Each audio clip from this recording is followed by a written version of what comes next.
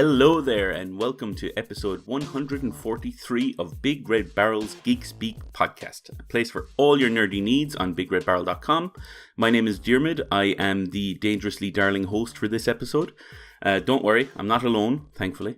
Joining me today is the Baroness of Butts herself, Alex. See, my thing in today's topic doesn't really fit well with butts. I guess I could say butts free, but it's just not very exciting. Yeah. Yeah, I know what you mean. What a disappointment. What a disappointment. But hello. Let's see if we can avoid disappointment by also introducing Jungle Jester Julia. Or add disappointment. Or add more, whichever happens, you know. It's going to happen. How is everybody this glorious morning, where it's clearly still too hot to be... I think we actually have gone to hell now. This is hell. This is the hellscape, and we just didn't really realize it. And what we're picking up is the heat and everything else in the world going on. We are close to hell. What the hellscape actually is commuting on the underground. That is true, which is something I'm going to have to do later today to get to Hyde Park, but... It's not going to be rush hour, so you're okay. True, but I only care about myself in this situation. That's fair.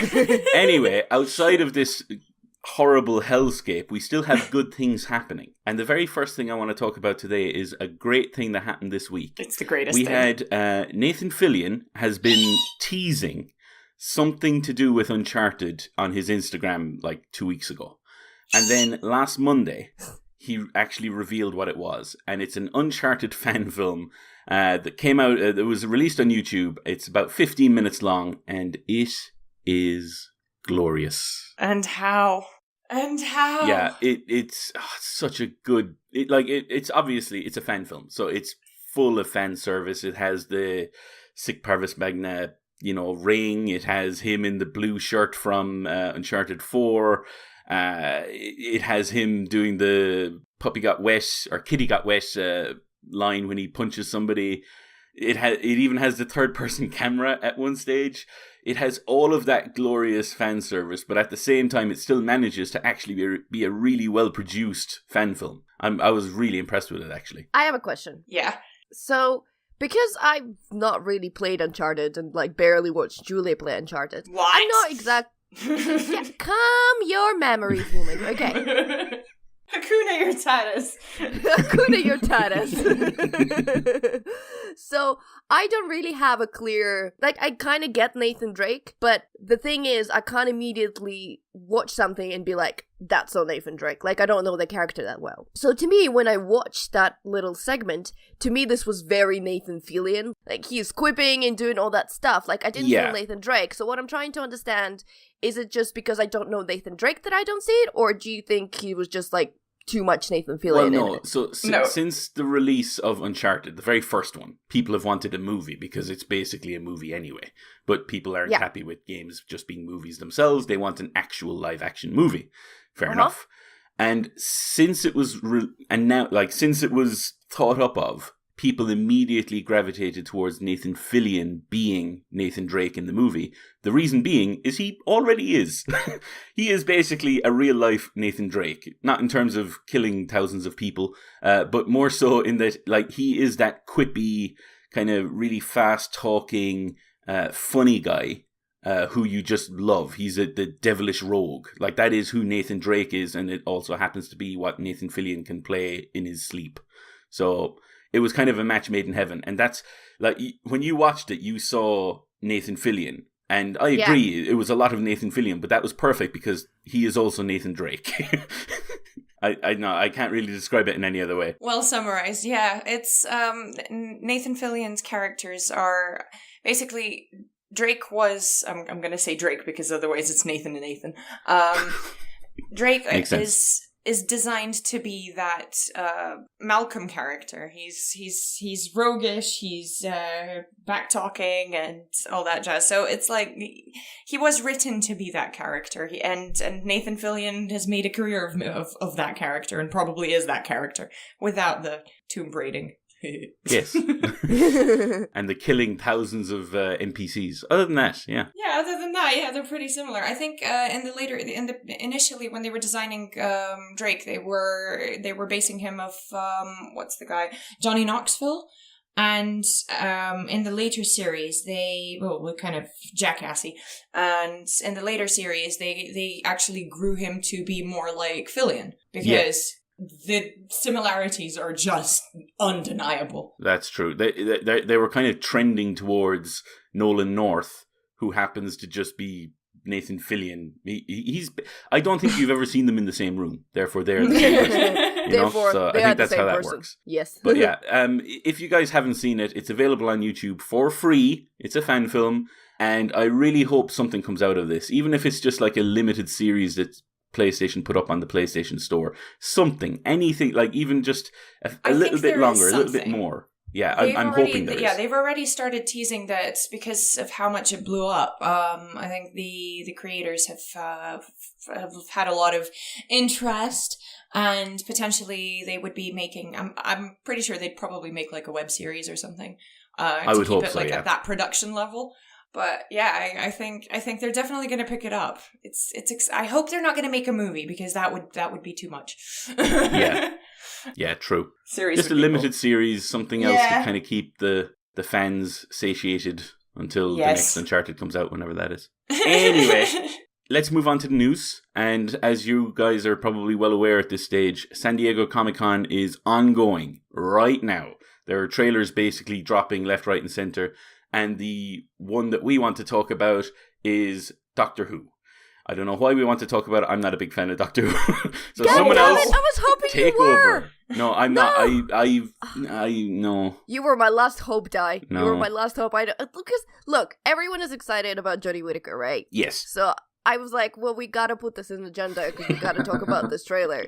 But then I don't watch Doctor Who, so I don't know. Julia, do you watch Doctor Who? No, it's too British for me. Too British for Julia. Well, this is just bad. I have watched Doctor Who in the past, but it's not something that I watch, if you know what I mean. So I've seen episodes here and there, like usually when my housemate's watching it. But other than that, it's not one I follow. Yeah, same. Is Sean around? Can we get him for like 5 seconds just to record the Doctor Who segment and then? I believe, like all sane people, he's still asleep right now. God damn it. That's Alex. Unfortunate. But I will say this: the trailer itself, I have watched, and it does look good. It looks very kind of new and different. It doesn't look like the old show, if you know what I mean. Like, they seem to be not only changing the Doctor to Jodie Whittaker, but they also seem to be changing certainly the visuals. It looks a little bit shinier. Maybe it's just me. It doesn't look quite like a BBC show, if you know what I mean. It looks like it's produced a bit better. I mean, BBC has been trending towards that regardless. I mean, if you take Sherlock as an example, that is true. The production value, I think they're finally catching up with the rest of their portfolio, if that makes sense. Because I guess it must have been like a difficult decision, because that's like that cheap production thing is what the fans love about Doctor Who. So do you guys know how well the trailer got responded to, aside from Jodie Whittaker? Because I know that people have been super supportive and like loving the female Doctor after the backlash initially. But do you know how well it's been received? I'll be honest, I haven't seen any good or bad major kind of stuff being talked about. It's mostly just been. But to be honest with you, there wasn't really much you could pull from the trailer. You obviously got introduced to the Doctor a little bit, and you also got introduced to what I'm guessing are going to be her new companions. There seems to be multiples of them rather than just the usual one. So, like, there wasn't really much they could pull from it. There's no, like, it doesn't really hint at an overall arc for that season coming up or anything like that. So it's just going to be interesting to see kind of what people say, but at the moment I haven't heard anything. It's a good first trailer that did what all good first trailers should have done, which get across the changes in the series and give a little bit of a taste of what it's going to be like, but actually not tell much, which I think is essentially is what you want to... that's what you want from the trailer, because you just want to watch the show and find it out. You don't want it to be explained. That is also true. Yeah. Well, some trailer makers would disagree with that. Well, they should be burned in this heat. All right, guys. So clearly Doctor Who isn't a big thing for us, but I'm about to move on to something that I'm sure all of us are desperately looking forward to. Iron Fist. Yeah. I see what you did there. Okay, so again, another one that was released during San Diego Comic-Con. Marvel and Netflix have released a new trailer during the show for Iron Fist, basically revealing that the show is returning on the 7th of September. No real details in that trailer. It basically just shows Danny in a poorly choreographed fight again. So it's just like season 1. Savage. I mean, haven't they changed showrunners? I thought that was the whole deal, that they released the first season, it didn't go very well, they didn't have time to course correct post something, I can't remember, post release of something. And now they got rid of those showrunners, got new ones, and we were hoping it was going to be better, and then there's this weird fight that is front and center of the trailer? What? So, the trailer, to be honest with you, is not very good. And as I said, the fight choreography seems a bit crap. But I will say this. Now, the trailer itself, as I said, crap. However, I have read reports that they showed footage. Now, I don't know whether it was a scene or whether it was just a kind of a reel or whatever during whatever panel they announced this at. That wasn't shown in this trailer, where the choreography was actually genuinely good, and the way people described it as Daredevil good, as in like first season Daredevil choreography. That's a good sign. So if, now, again, we can't judge too harshly on a fairly short trailer, but we have, and it looks crap. But if those reports are true, we're here to judge. Then hopefully that does mean that the show will have improved. Hopefully. I think the biggest thing they need to improve is the character. Like, I genuinely think that Danny is just... You mean not having him be an average white guy? Exactly. I think Danny as a character was awful in season 1. If they can really... I think if they basically need to reshape him completely. And, but again, I think most people would go along with it if they do decide to do that. So I think people just want a good show. But I've kind of been disappointed recently with Netflix's Marvel shows anyway. Like, I haven't kind of been impressed by one of their shows since probably Jessica Jones season 1. Have you even started watching Iron Fist? I know, not Iron Fist, Luke Cage season 2. Like, I know, for example, Stingo on the forums has been, like, talking, have you guys watched it? And I'm like, I know I need to watch it, but for some reason I just don't want to. I'm the same. Like, I know that some people at the studio have been hooked on it, but, like, and Jessica Jones season 2 was awesome. It was okay. It was not as good as season 2. It was heartbreaking. I didn't like it as I didn't like season 1 that much, to be honest. Maybe because I like her character. I like all the characters and everything, but I just thought, like, some of the decisions that they were making while they were battling what's his face? Kilgrave? Yeah, I was about to call him Kilburn. The villain, Kilburn. The second villainous love of my life after Loki. What are you doing to me, Julia? I feel like I need to start chanting. Woman, girl, fight, you need girl, to fight, realize your love choices. Wait. Would Solus count as a villain? Spoilers! And no! And here's my video game love. No, you can't say those things. People who are playing the game currently are listening. No, I'm cutting this out. Okay. Anyway, in season 1, some of the decisions were like, they were just so dumb.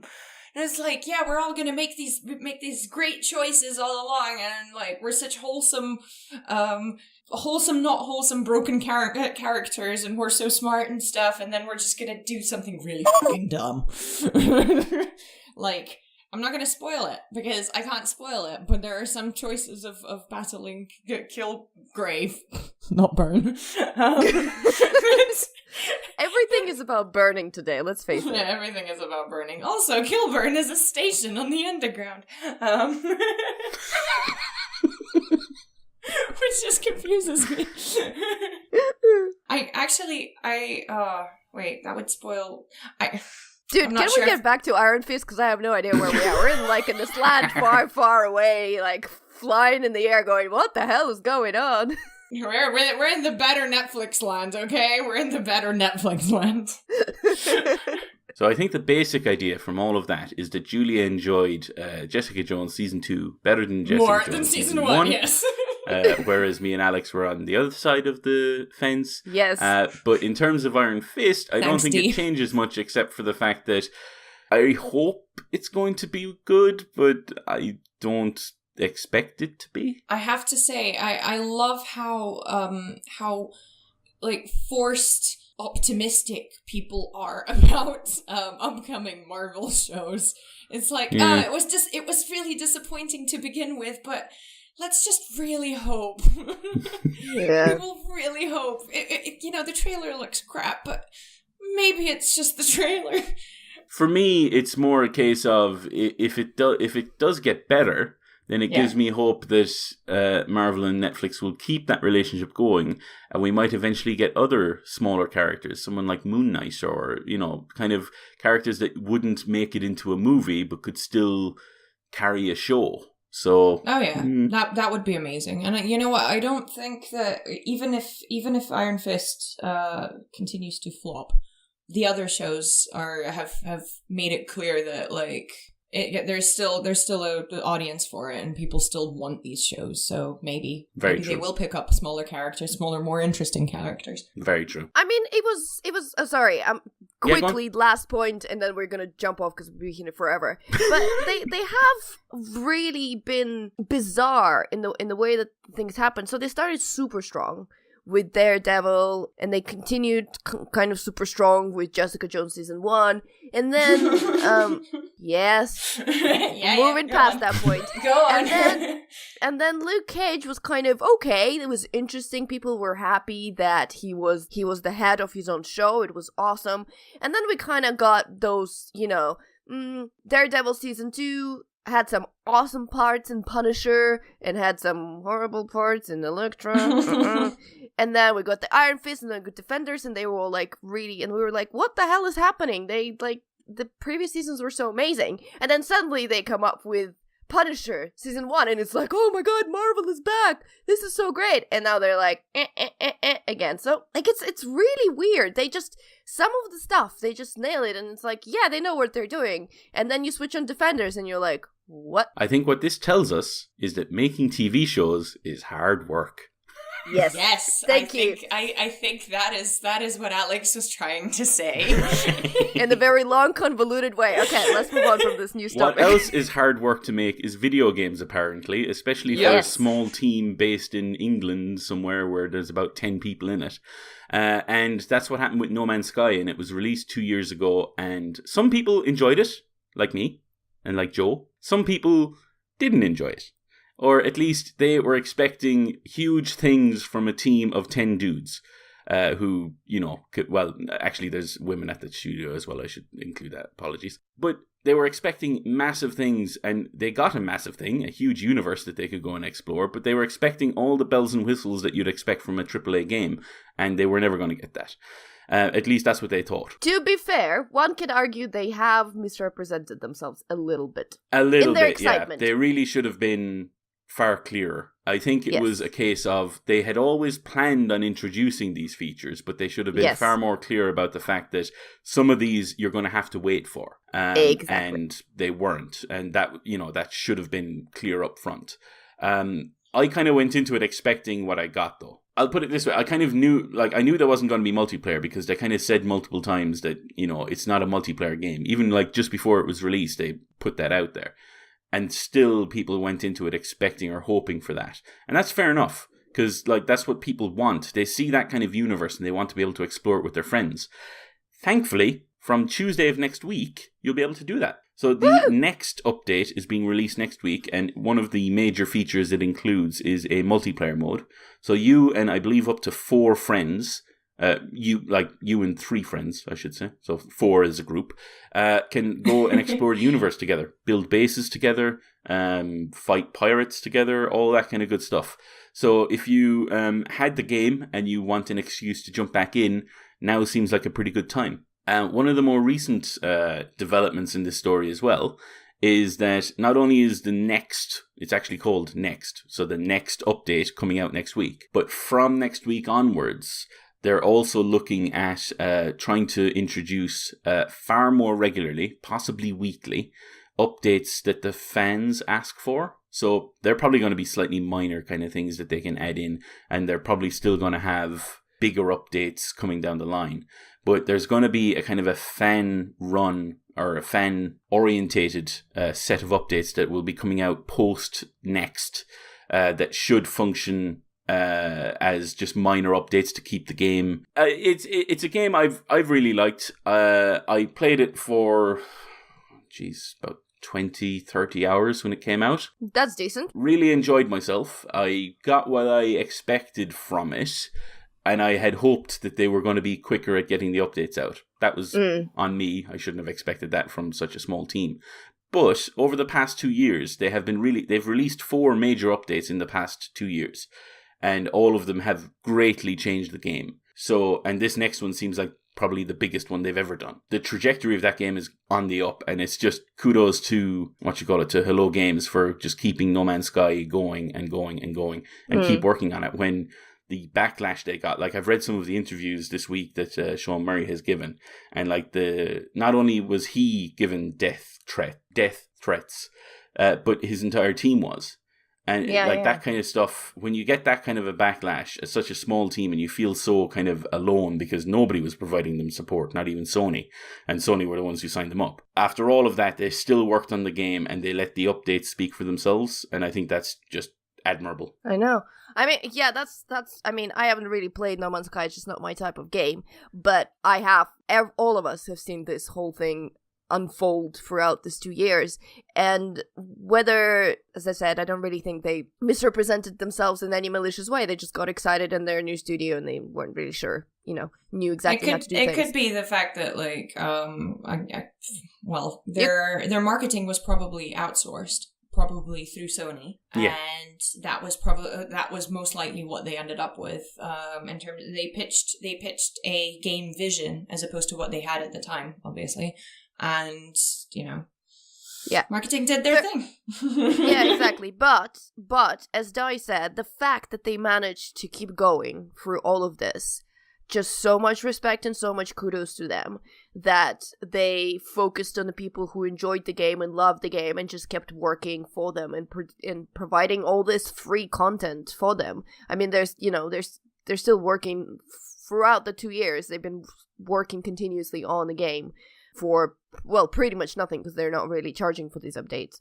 So just so much kudos and respect for them right now. And if you've, like I said, if you've previously played No Man's Sky, I think it's a good time to dip in back next week when the update comes along. Exactly. That's certainly I will be doing that. So if anyone wants to join me, let me know. Yeah, because now you can. Well, one thing that you won't be able to join me on is a new board game that has just been cancelled.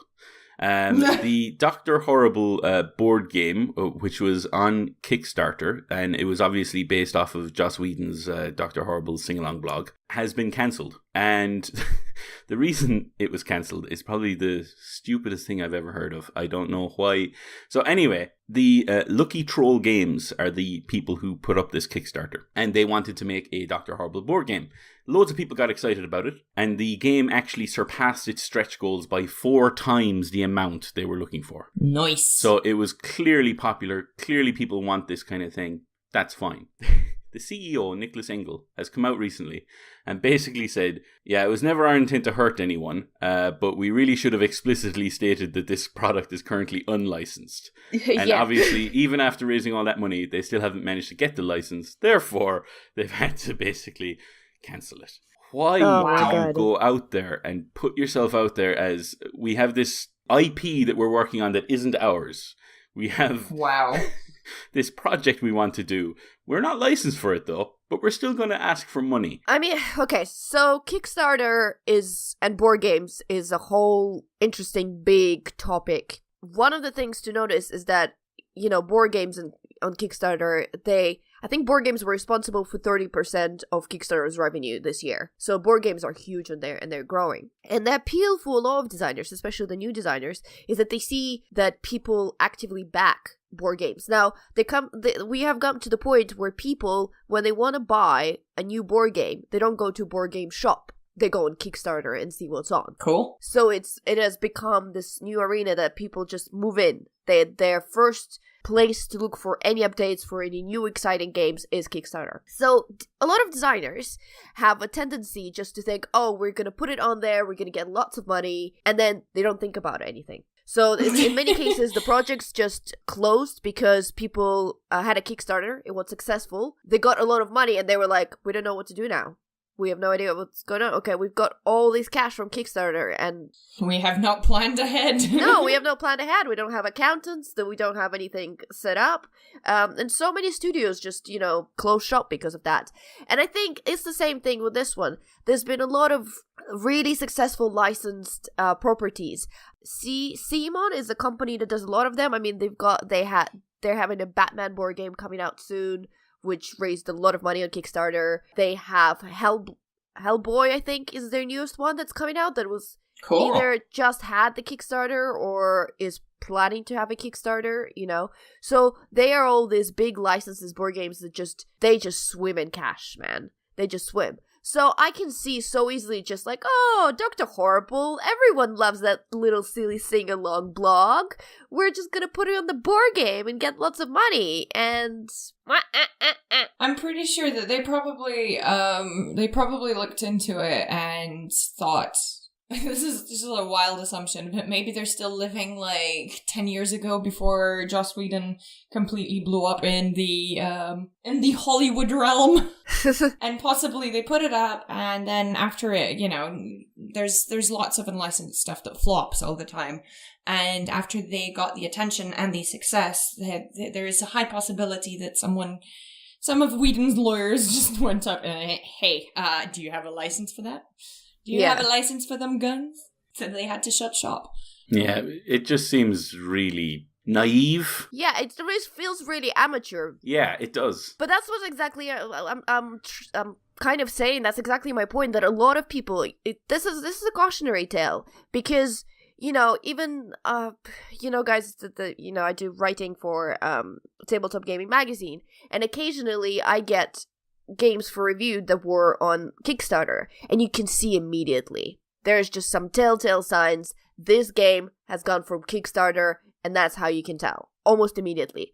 So there is that level, but there is also a level that Kickstarter is super appealing, but people don't really understand that it's a full-time job and how much of a responsibility it is. So people who don't really know how, maybe they're great designers and they have designed a great board game, but there's so much there beyond that, like acquiring licenses, like getting suppliers and getting good prototypes and good components and finding someone to produce it and then finding someone to distribute it. It's a whole, there's a whole thing, like with everything. It's a very complicated beast, and people don't know because they've designed the game and they're like, oh, I just want to make it, and they go to Kickstarter and then it just all goes wah, wah, wah, wah.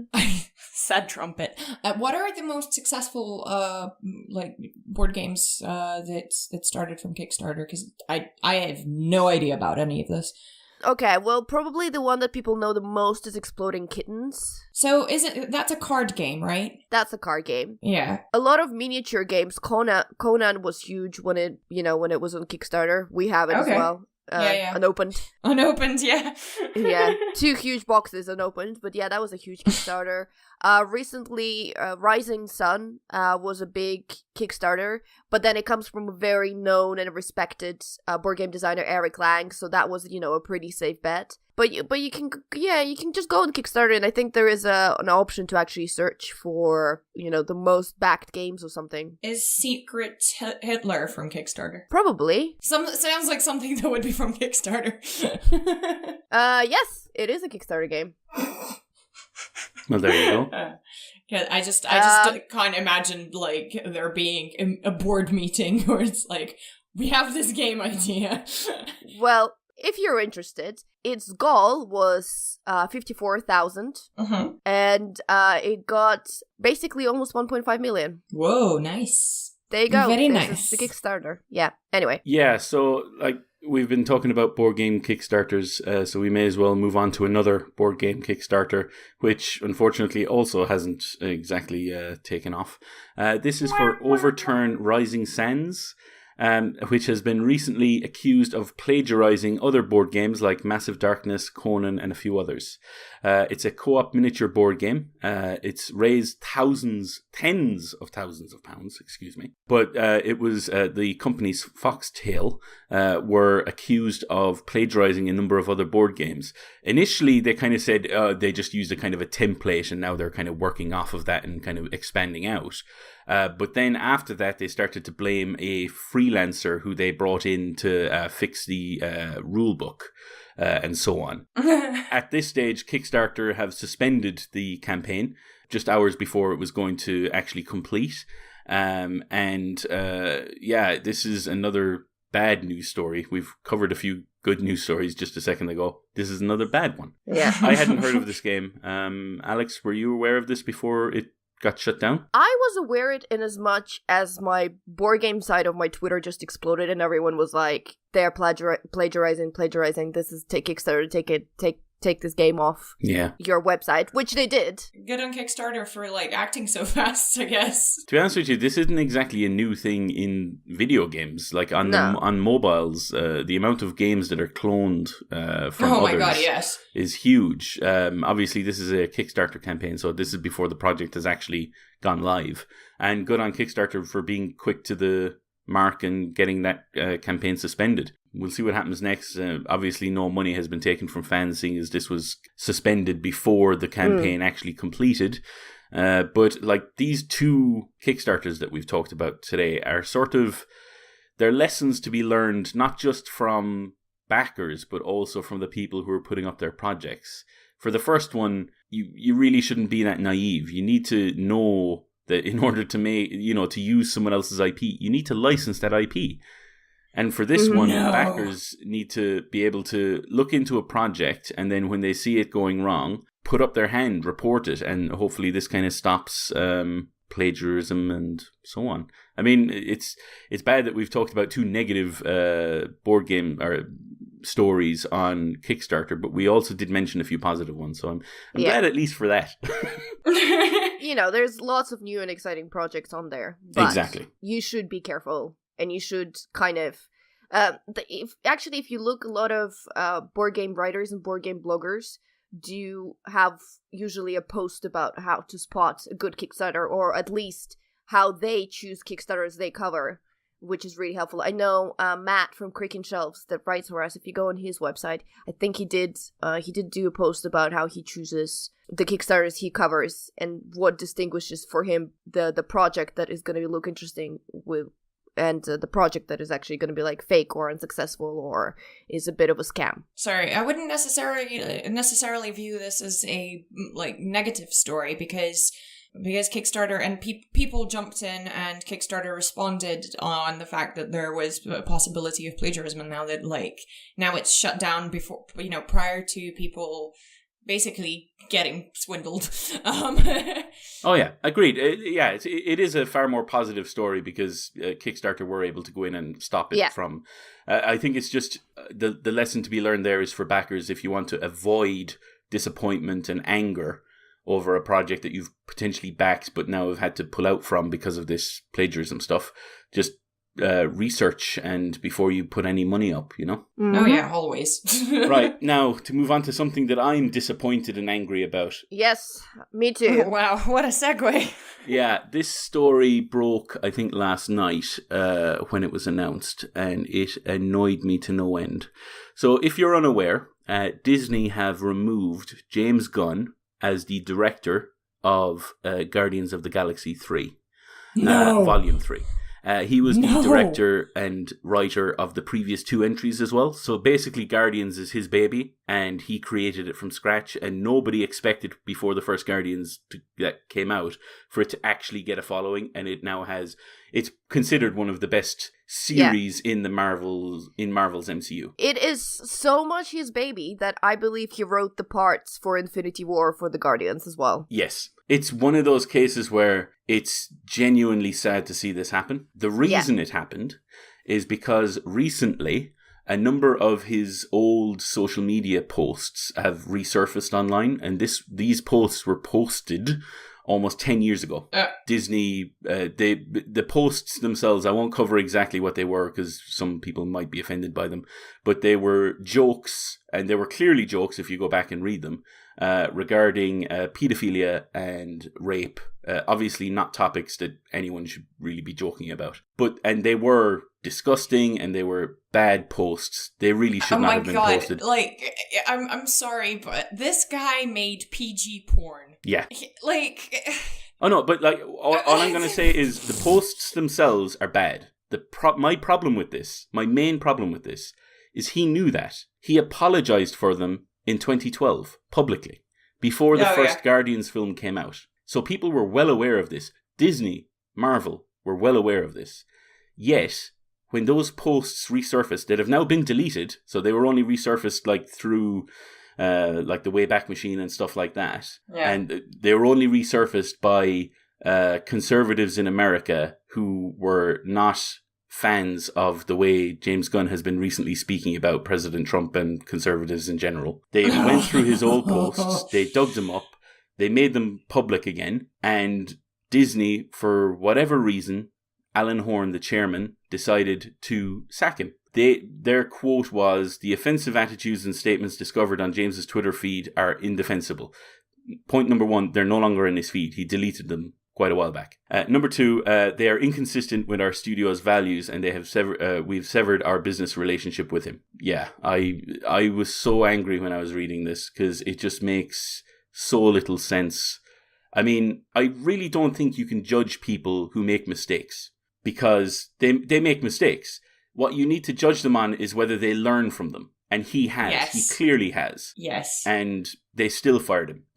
I was so angry when I read this. What do you guys think? Sorry, I'm going to stop talking and seethe in the corner here. It makes me angry too. Like, really, really, really, really, really angry. I do not understand, like, this crap slinging over politics and people digging, like... Oh no, this person has a different opinion to me. I'm going to find all the shit I can to defame them because they do not agree with my political statement this year. Yep. So the thing that, that right-wing person that did the digging, I don't understand their perspective, but this is kind of does not surprise me. That has been their tactics for so long. They go up, dig up some dirt, and resurface it. What does make me angry is clearly Disney's attitude towards it, because it's definitely only the one of perceptions, because they clearly were fine with all of this before. It's not something that they have just missed, or they didn't know that they would know that he publicly apologized for it before giving him work. But as soon as someone is connecting, as soon as it resurfaced just for a little while, and I'm sure, I don't know, I think it's hard to tell how much effect that actually caused it, because I think any sane person would go, well, that was 10 years ago, these were stupid jokes, but can we have more Guardians of the Galaxy under Gunn, please? We don't really care. Yeah. We're nerds, we don't care. So I don't think there would have been a major backlash about those tweets or something like that don't no longer even exist. Yeah. Well, everything exists on the internet somewhere. So Exactly. But Obviously, it was a mistake of him to make those jokes. They are, if you read them, as I said, I'm not going to kind of cover them here myself, but if you read them, they are wrong. My issue with that is he knew they were wrong. He apologized for them. And since then, he has been championing charities. He's just been a good person. And it's just so disappointing to see what Disney and Marvel have done. It's like, I'm not disappointed in what the right-wing people have done because that's expected of them.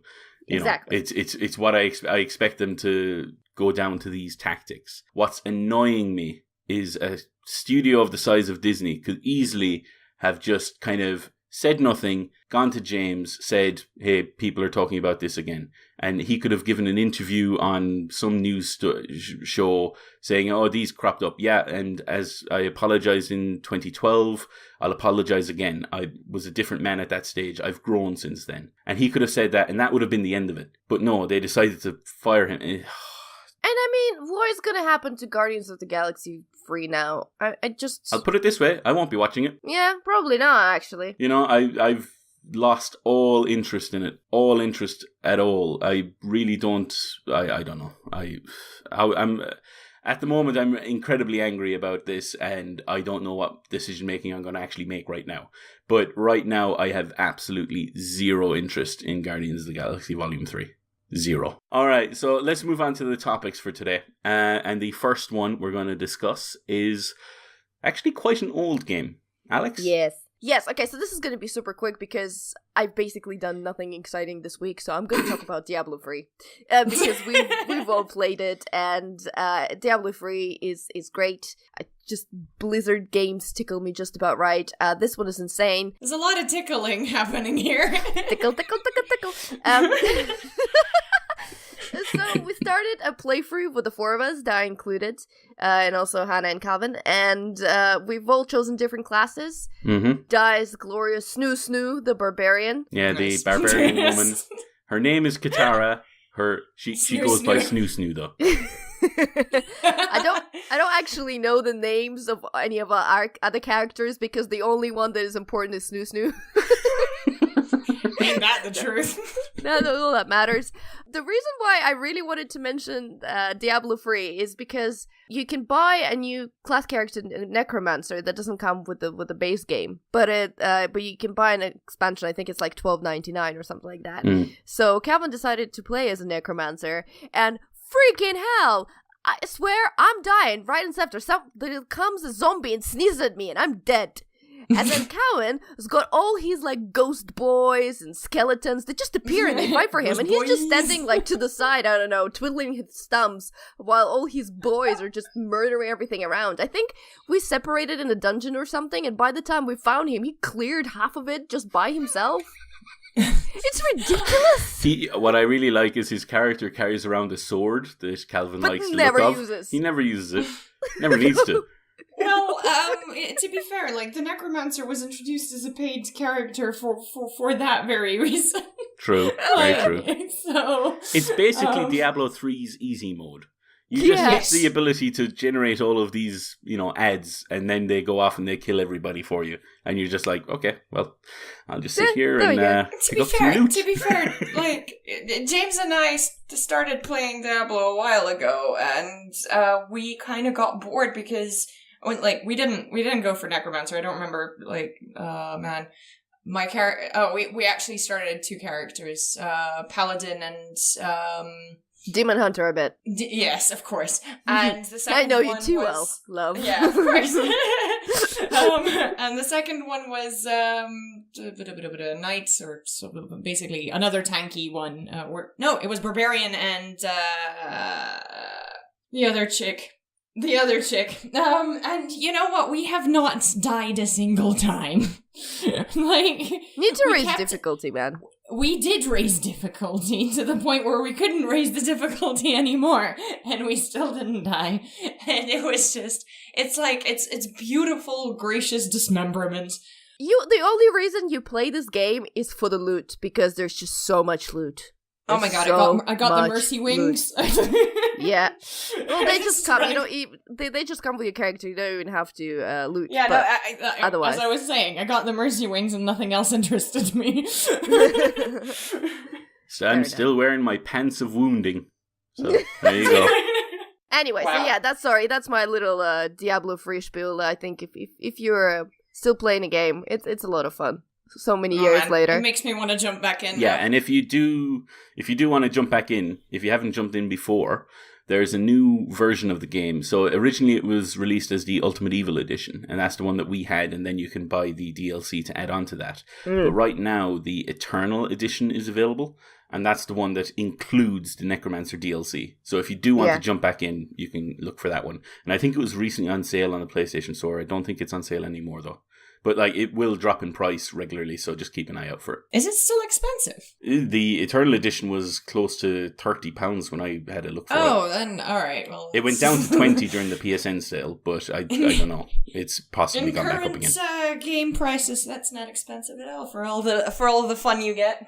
That's true. That's true. That is true. All right, I am going to talk about a project that I honestly, before it was released, didn't think needed to be made. But I've kind of felt that way about a number of Pixar's projects. They sometimes do sequels and additional things, and it feels like it's more... I should never doubt them, but it always kind of... There's this inkling in my mind that this is potentially a cash grab. It's just to kind of, get more money out of people, blah, blah, blah. I went to see The Incredibles 2 recently. I was so wrong. Wrong. Was it good? The Incredibles is probably... Incredible. One of my favourite Pixar movies, and they have made some incredible movies, as you're all well aware. But it is probably one of my favourites. It's definitely in the top 5, potentially in the top 3. The Incredibles 2 is now right alongside it. It is incredible. I really should use more descriptors, but incredible is probably the easiest way of doing this. So it gets the message across. It does. If you've seen the first film, you know how it ends. The family kind of come together. They decide to become a kind of a family group of superheroes. They're still illegal, but they decide to come together. And then at the very end, you get this weird encounter with the Underminer. I just love that character. That was Ratzinger's character in that film. The guy that keep coming back, or does the voices in each one of the films. That was his. He is just incredible. But anyway, The Incredibles 2 picks up right then. Like literally in that fight. So there's no time wasted. It gets straight into the movie. And the basic story is obviously the superheroes are still illegal, technically. So when they fight the Underminer, and however that ends, I won't say, they do end up getting arrested again. And they're basically told that they're no longer going to be kind of getting like the governmental kind of witness protection sort of treatment that they've gotten in the past. Are being completely cut off. So they have no money. They have nothing. Their house was blown up at the end of the first film. They're kind of in trouble. However, just as they are feeling pretty sorry for themselves, they get invited by this wealthy tycoon for a meeting. And the tycoon is a huge fan of superheroes. And he wants to bring them back. Is it Stanley? Exactly. It's actually voiced by Bob Odenkirk, who's very funny in this. But anyway, he is a big CEO. He has loads of resources.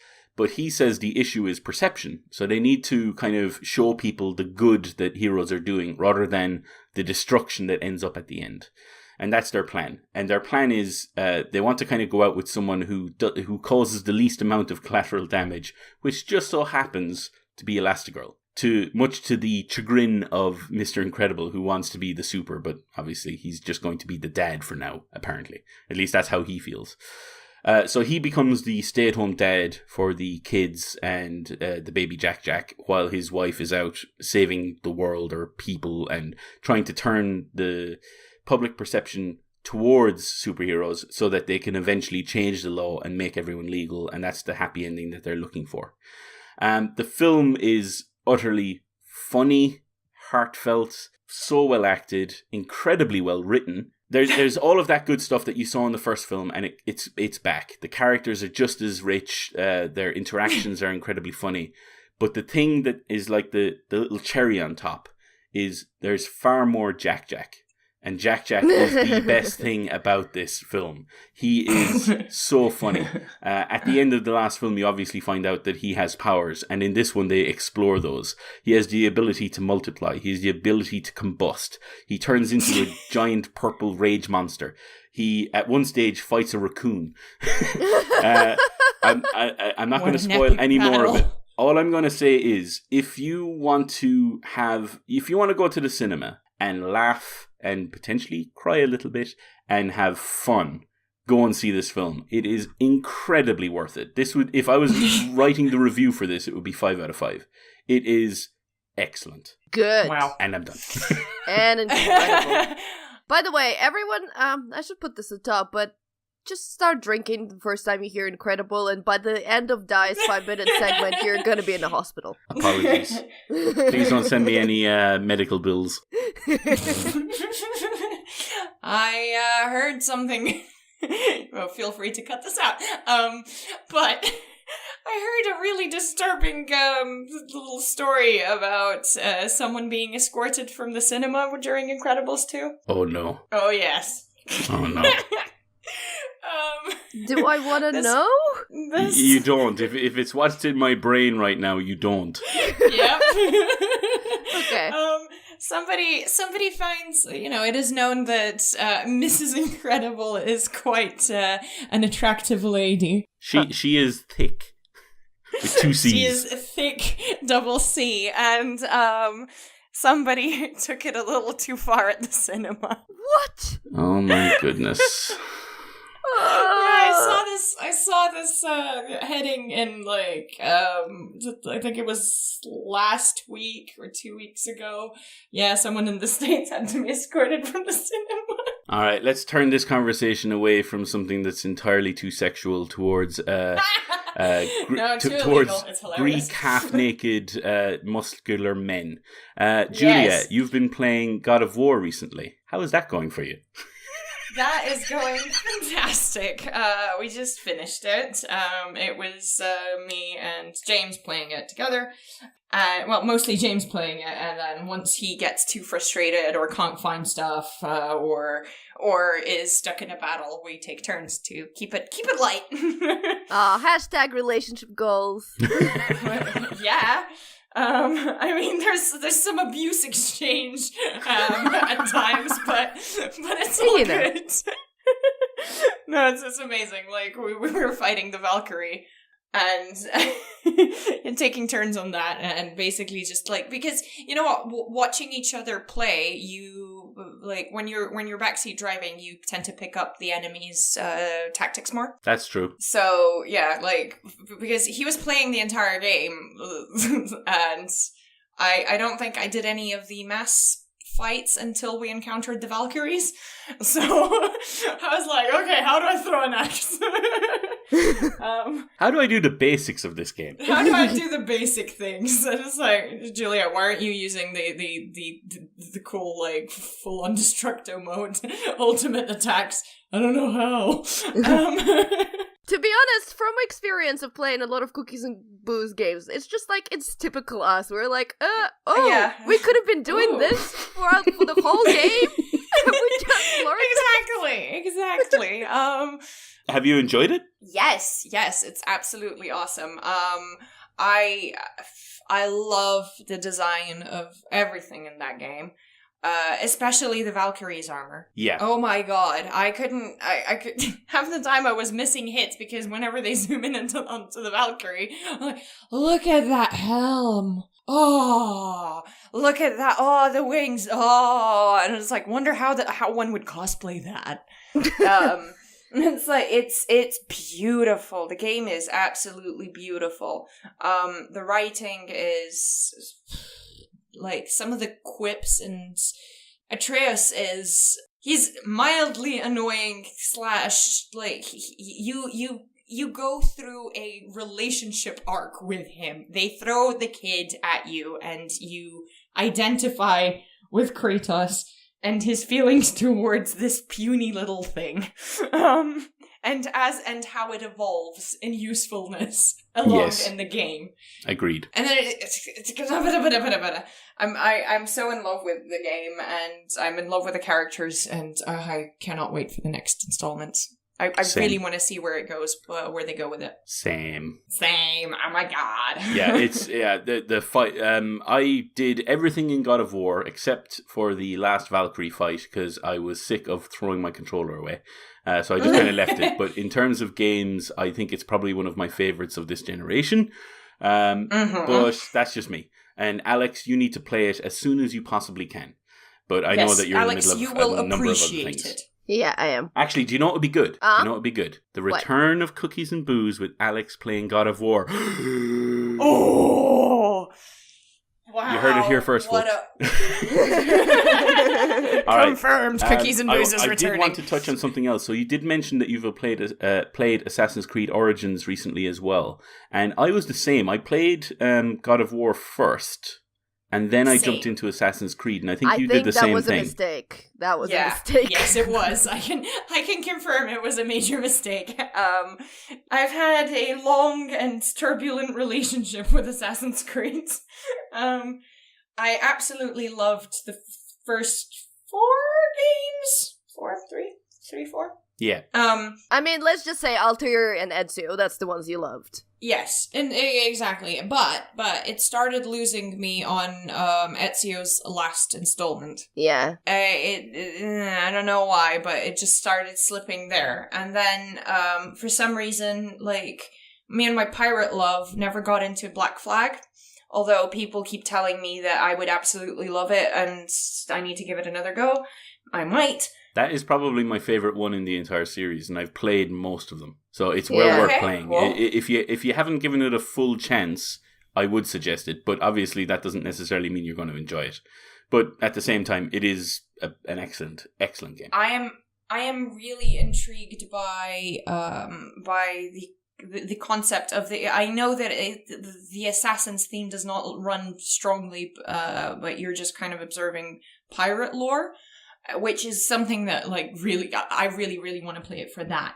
I love the underlying historical stories in Assassin's Creed, but also, on the other hand, it's like, sometimes when the gameplay gets too tedious and you can't just enjoy the immersion of the environment, it pains me. And something that pained me about Black Flag was, weirdly enough, the treasure hunting and swimming after chests and stuff, and the ship battles felt so janky for some reason, and it really turned me off it.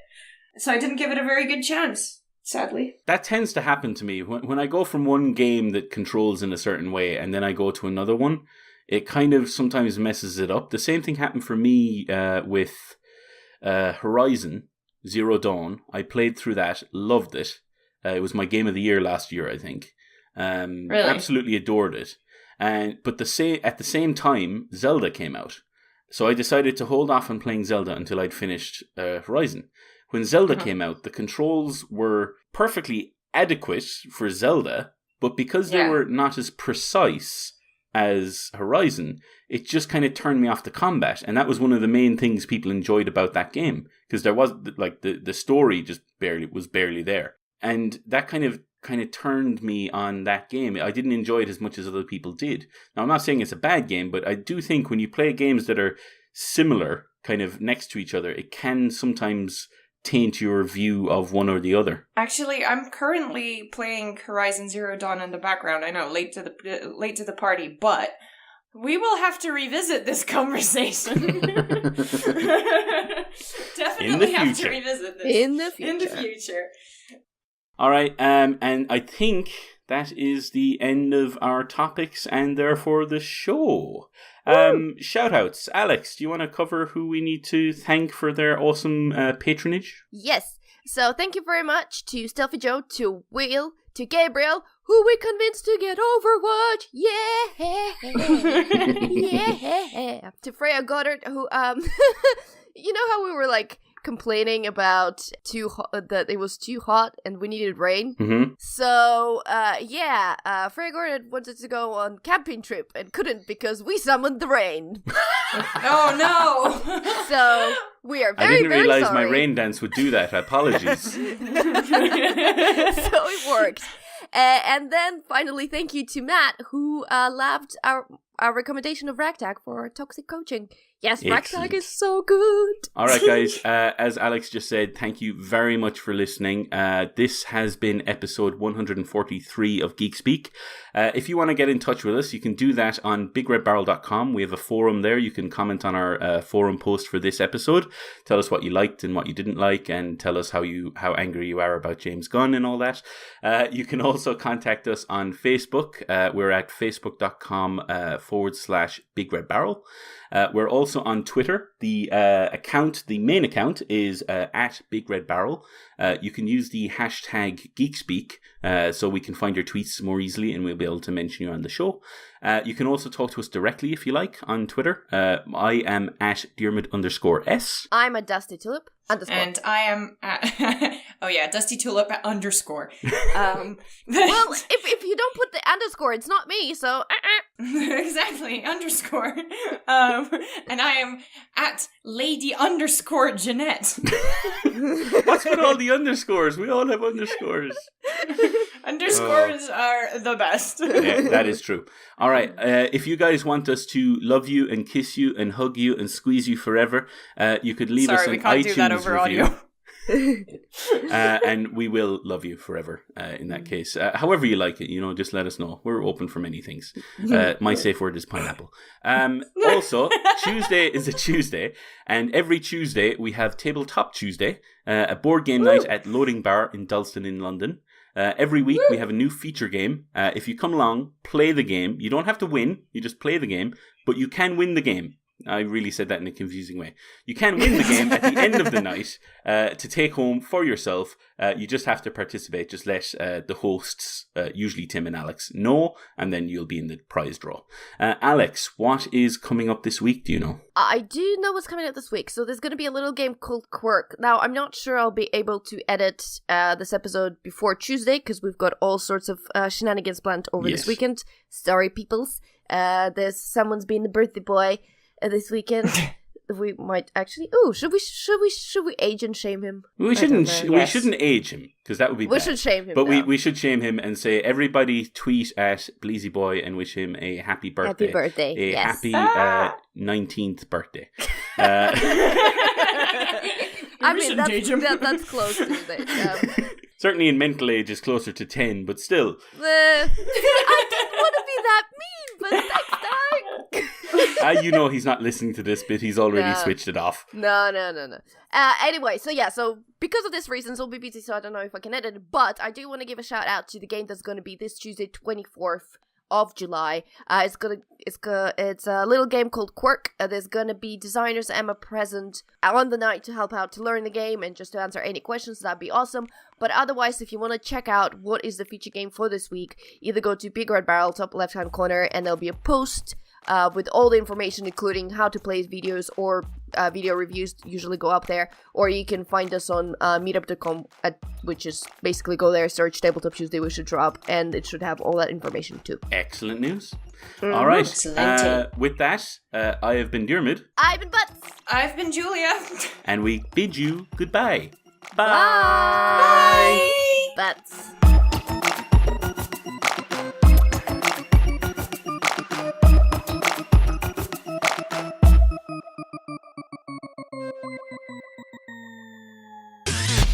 You and your ears are quite welcome for the podcasting goodness that you just heard. Why not roll on over to BigRedBarel.com for more podcasts, news, reviews, and videos from the biggest, reddest site on the internet, BigRedBarel.com.